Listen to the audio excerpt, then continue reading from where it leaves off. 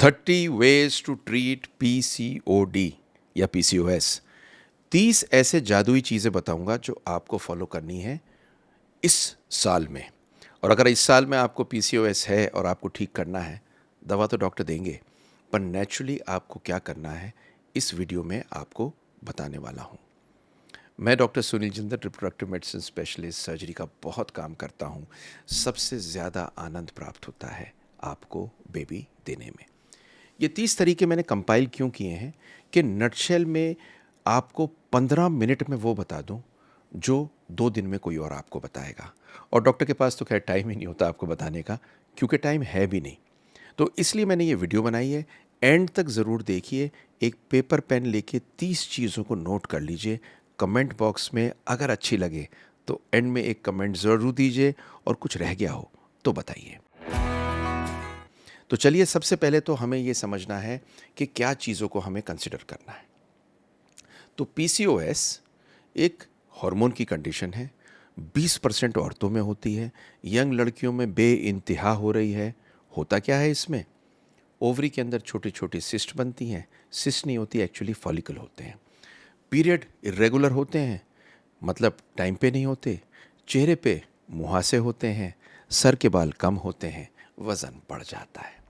ये देखा गया है कि कॉज इसके बहुत सारे बताए गए, पर इसकी जो जड़ है ना, वो 2 हैं। एक है इंसुलिन रेजिस्टेंस, मतलब आपका जब इंसुलिन सिक्रीट होता है शुगर को डाउन करने के लिए, तो काम नहीं करता, इसलिए इंसुलिन बढ़ जाता है। और दूसरा एंड्रोजन। एंड्रोजन मतलब मेल हार्मोन अगर किसी लड़की में बढ़ जाए तो पीसीओएस दे सकता है। अब इन सब चीज़ों को आप मैनेज कैसे करेंगे? इसमें लाइफस्टाइल और डाइट का और नेचुरल चीज़ों का बहुत बड़ा रोल है। मैं हमेशा कहता हूँ कि बिना मरे स्वर्ग नहीं मिलता, और बिना मरे पीसीओएस ठीक नहीं होती। तो सबसे इम्पॉर्टेंट चीज़ है कि आप अपने डॉक्टर से ज़रूर बात करें, लेकिन जो मैं आपको कह रहा हूँ इसे फॉलो ज़रूर करें। ट्रीटमेंट आपके डॉक्टर करेंगे इसका। तो खाना ठीक खाना बहुत ज़रूरी है, क्योंकि जो खुराक अंदर जाती है वही सब चीज़ों को ठीक करती है। और एक अच्छी खुराक आपके हार्मोन और आपके मेंस्ट्रुअल साइकिल को कंट्रोल कर सकती है। देखिए, एक चीज़ जो खाने से मेंस्ट्रुअल साइकिल ख़राब होता है वो है प्रोसेस्ड फूड, डब्बे के food, packed food, preserved food. क्यों? क्योंकि ये इन्फ्लेमेशन देते हैं और इंसुलिन रेजिस्टेंस देते हैं। मोटा मोटा जितनी चीज़ें पैक्ड और प्रिजर्व्ड होती हैं और ताज़ी नहीं होती, वो आपके शरीर में एक सूजन के साथ में इंसुलिन में रेजिस्टेंस देती हैं। तो पहली चीज़, पूरी कहानी होल फूड की है। होल फूड का मतलब जिसमें से छानस निकली हुई ना हो, जैसे मक्का, ज्वार, बाजरा, फ्रूट, वेजिटेबल, और साथ में दालें। आपको क्या क्या चीज़ें नहीं लेनी जो होल फूड नहीं होते? चीनी ऊपर से पड़ी हुई, तरह तरह के हार्मोन, कलरिंग एजेंट, और कोई भी प्रिजर्वेटिव मत लीजिए। ये पीसीओडी को ख़राब करेंगे। अगर आप बिना हार्मोन के और प्रेजर्वेटिव के होल खाना लेंगे तो आपके हार्मोन रेगुलेट होंगे और आपका ब्लड शुगर रेगुलेट होगा। बेसिक सी मैंने आपको चीज़ बता दी, बस ये समझ लीजिए, ये आपको लेना ज़रूर है। अगली चीज़ होती है, आपको कार्बोहाइड्रेट और प्रोटीन, 2 चीज़ों का बैलेंस लेना है। देखिए, डाइट चार्ट तो आपको सब दे देंगे, पर जब आपको बेसिस मालूम चलेगा, आप खुद खाने में समझ जाएंगे कि आज मुझे प्लेट में घर में ये बना है, ये खाना है और ये नहीं खाना है। मैं आज जा रही हूँ मार्केट, मुझको बर्गर की दुकान पे नहीं रुकना है। आज मैं कहीं जा रही हूँ, मेरे को ये सफ़ेद रंग की बेकरी में नहीं रुकना है। तो बैलेंस्ड कार्बोहाइड्रेट एंड प्रोटीन क्या है? तो कार्बोहाइड्रेट और प्रोटीन दोनों एनर्जी देते हैं, दोनों हार्मोन पे फ़र्क करते हैं। अगर आप प्रोटीन लेते हैं तो आपके बॉडी का जो इंसुलिन होता है वो बेहतर होता है, उसकी सेंसिटिविटी बेटर होती है इससे कि आप कार्बोहाइड्रेट लें। मतलब बेसिक सा समझ लीजिए, अगर आप चीनी लेते हैं, एकदम से आपकी शुगर अप होती है, एकदम से बॉडी में से इंसुलिन स्ट्राइक करता है। इंसुलिन जब ज़्यादा निकलता है तो रेजिस्टेंस पैदा होती है, काम नहीं करती, इंसुलिन बढ़ जाती है, और ये शुगर एकदम से नीचे आती है, फिर आपको भूख लगती है। जबकि जब आप प्रोटीन लेते हैं तो इंसुलिन ऐसे स्पाइक नहीं करती। तो अपने खाने में हेल्दी प्रोटीन लें। अब हेल्दी प्रोटीन कौन सा है? Plant based protein. मैं नॉन वेजिटेरियन हूँ, लेकिन आपको एक बात बताऊँ, प्लांट बेस्ड प्रोटीन बेटर है नॉन वेजिटेरियन खाने से। जैसे कि नट्स, लेग्यूम्स और होल ग्रेन्स, ये बहुत बढ़िया और मुफीद हैं आपके प्रोटीन के लिए। तीसरी चीज़, aim for anti inflammatory foods. Inflammatory food क्या होता है? इन्फ्लेमेटरी वो फूड होता है जो एसिडिक होता है।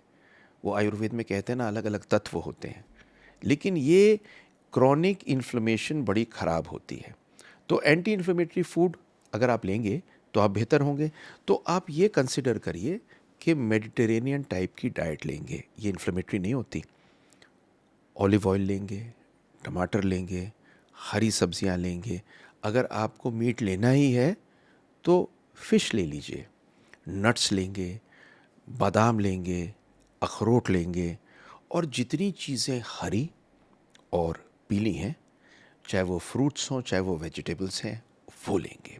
तो ये है एंटी इन्फ्लेमेटरी फूड। चौथा है, अपने आयरन के इनटेक को बेहतर करेंगे। कुछ औरतें होती हैं जिनको बहुत हैवी ब्लीडिंग होती है पीसीओडी में, और इनको आयरन डेफिशिएंसी हो जाती है, एनीमिया हो जाता है। अगर आपके डॉक्टर ने डायग्नोज किया है कि ये प्रॉब्लम है, तो आपको आयरन रिच फूड लेने हैं। अब आयरन रिच फूड कौन से होते हैं साहब? तो ये होते हैं स्पिनच, हरी सब्जियाँ, अंडे, ब्रोकली, इनको ज़रूर लेना है। एक चीज़ को याद रखिए, अपने आयरन को लेने से पहले डॉक्टर से एक बार कंसल्ट कर लीजिए और ये पूछ लीजिए कि आयरन कौन सा लेना है, और अगर कम है हीमोग्लोबिन तो ज़रूर ले लीजिए। चौथी चीज़ बताऊंगा तो आपको ताज्जुब होगा, मैग्नीशियम एक चीज़ है जो पूरी रहनी है पीसीओडी में। मैग्नीशियम के रिच फूड्स कौन से हैं?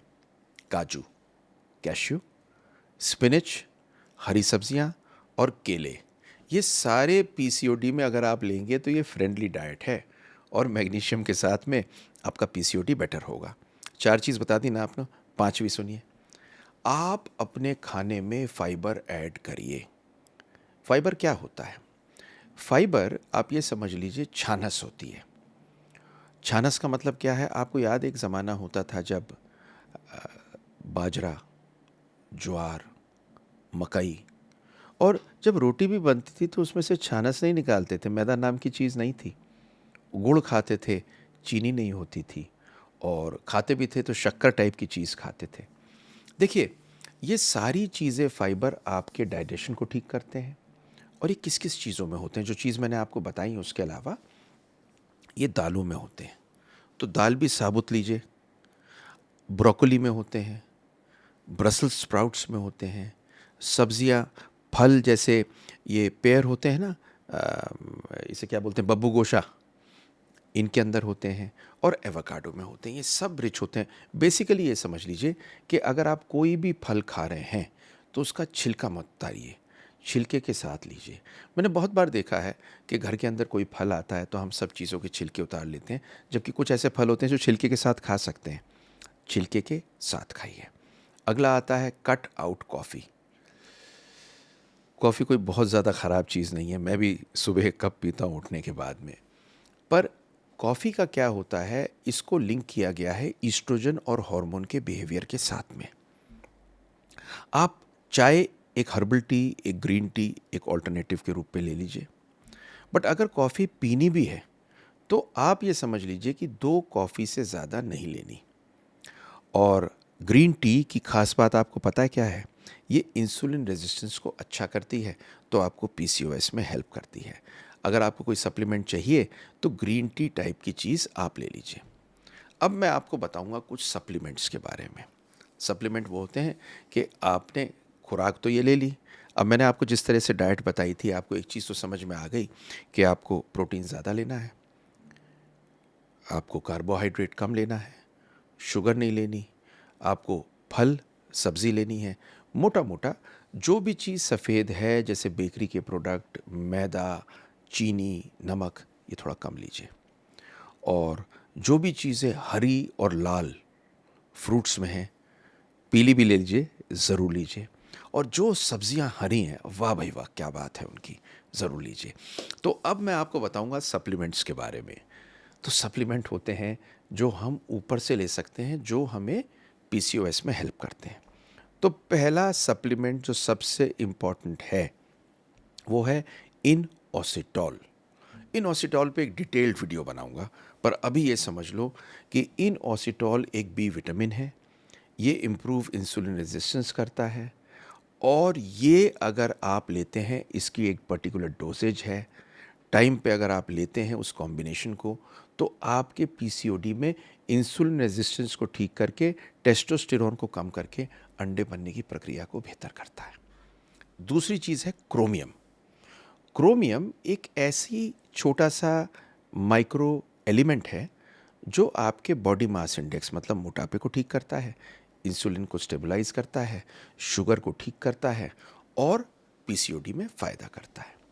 तीसरी चीज़ आपको इसमें मतलब सप्लीमेंट में तीसरी चीज़ है सिनेमन। सिनेमन है दालचीनी।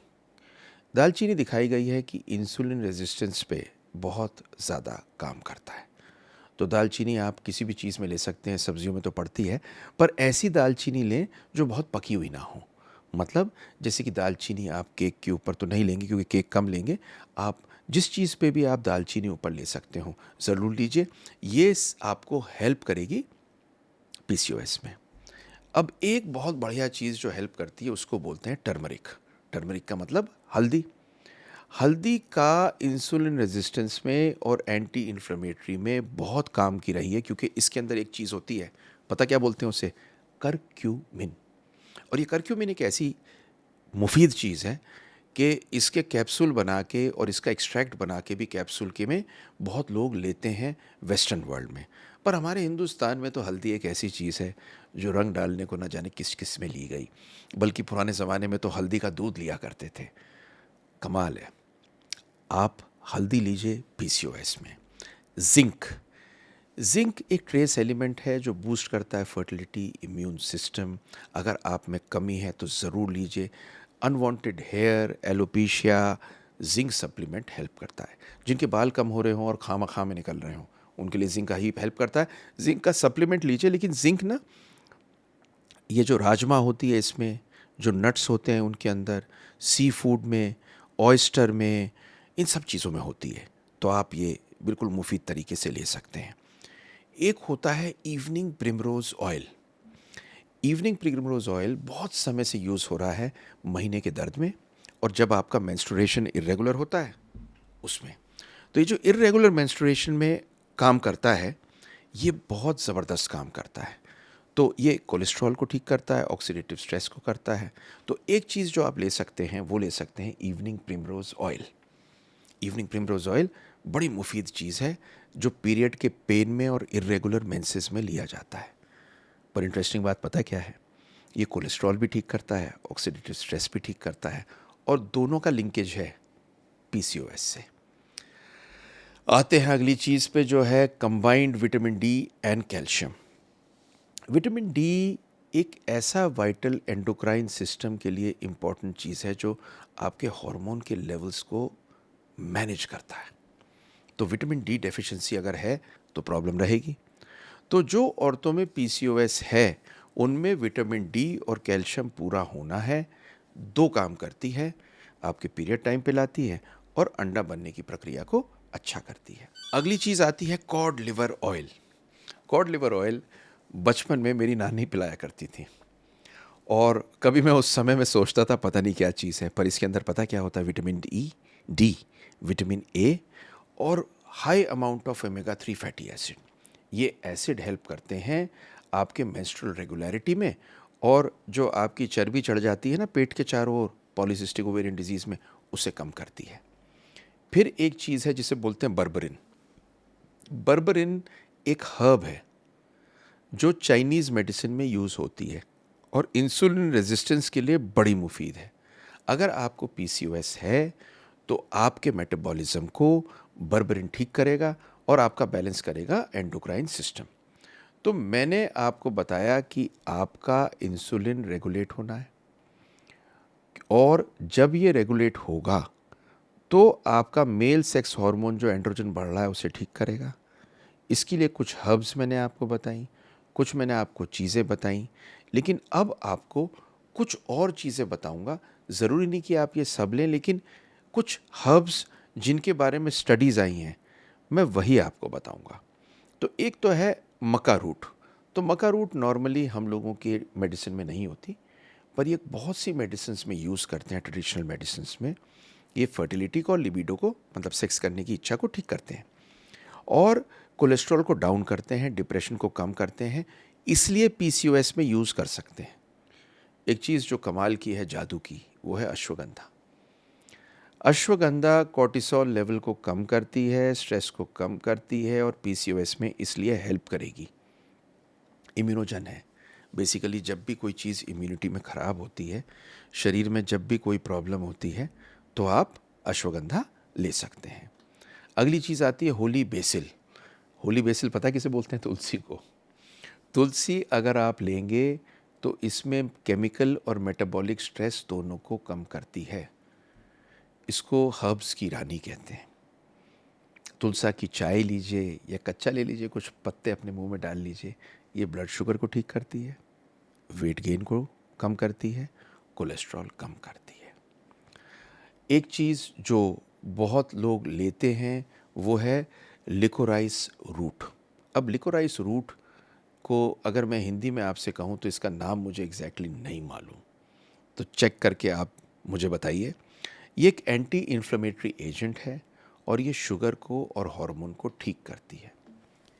एक जो मेल्स को बहुत दिया जाता है उसका नाम है ट्रिबुलस टेरेट्रिस। ट्रिबुलस टेरेट्रिस देखा गया है ये ओवुलेशन को और हेल्दी मेंस्ट्रुएशन को सपोर्ट करती है, ओवेरियन सिस्ट को भी कम करती है। अब आजकल ना क्या हुआ है कि बहुत बड़ी बड़ी कंपनी बहुत सारे हर्ब्स के साथ में दवाई देने लगी हैं। तो एक जो बहुत अच्छी आज के दिन में दी जा रही है उसको बोलते हैं चेस्टबेरी। चेस्टबेरी सदियों से दी जा रही है, जिनके बच्चे नहीं होते उनको, जिनके पीरियड में दर्द होता है उनको। ये एक प्रोबायोटिक टाइप की है जो डाइजेशन में आपको हेल्प करती है और आपकी गट को, मतलब जो आंतों के अंदर बैक्टीरिया होते हैं उन्हें ठीक करती है, और ये इनडायरेक्टली और डायरेक्टली करेक्ट करती है आपके पीसीओएस को, क्योंकि ये रेगुलेट करती है एंड्रोजन और ईस्ट्रोजन को। तो मैंने आपको ये सब चीज़ बताई, पर अब इसके बाद मैं आगे बताऊंगा आपको।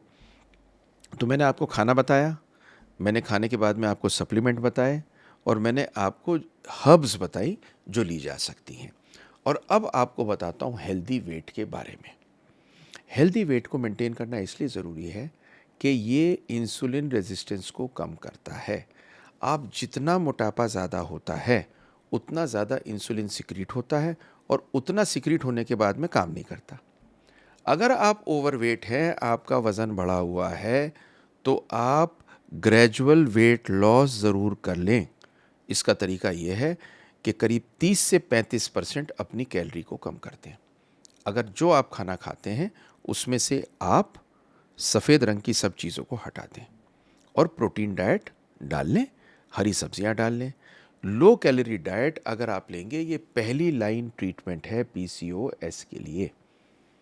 30% कैलोरी कम करने का मतलब ये है कि आप करीब करीब 500 से 600 कैलोरी दिन की कम करेंगे, तभी आपका वेट कम होगा। अगली चीज़ है एक्सरसाइज। एक्सरसाइज बहुत इम्पॉर्टेंट है एक हेल्दी वेट के लिए। बहुत ज़्यादा एक्सरसाइज हार्मोन को डिस्टर्ब कर सकता है, लेकिन एक जेन्युइन एक्सरसाइज, मतलब आप ये समझिए, इसका तरीका ये है कि अगर आप दौड़ रहे हैं तो दौड़ते दौड़ते आप बराबर वाले से बात ना कर पाएँ, ऐसा दौड़ें। पर ऐसा ना हो कि दौड़ने के बाद में बैठ के आपकी सांस बहुत ज़्यादा फूल जाए। तो आपको रेगुलर एक्सरसाइज करनी है, अच्छी एक्सरसाइज करनी है। योग कर सकते हैं, स्विमिंग कर सकते हैं, एरोबिक एक्सरसाइज कर सकते हैं, हाई इंटेंसिटी इंटरवल पे खट रुके खट कर सकते हैं, पर बहुत ज़्यादा मैराथन टाइप की एक्सरसाइज से फ़ायदा नहीं होता। जो चीज़ बताने वाला हूँ कमाल की चीज़ है, क्योंकि मैं अब 7 घंटे सोता ही सोता हूँ। स्लीप आपके स्ट्रेस को, आपके हार्मोन को, आपके कॉर्टिसोल को, सबको अफेक्ट करता है। आप सोएंगे नहीं ना, तो आपका cortisol out, cortisol out, testosterone down, testosterone down, आदमियों की बात कर रहा हूँ। और औरतों में ये सारे हार्मोन्स को डिसरप्ट कर देता है और पीसीओएस को ख़राब कर देता है। तो आपको करना क्या है, 8 से 10 घंटे सोना है, रेगुलर बेड टाइम पे जिस टाइम पर लेटते हैं उस टाइम पर लेटना है, फ़ोन को आधे घंटे के लिए नहीं देखना, ब्लू स्क्रीन को नहीं देखना।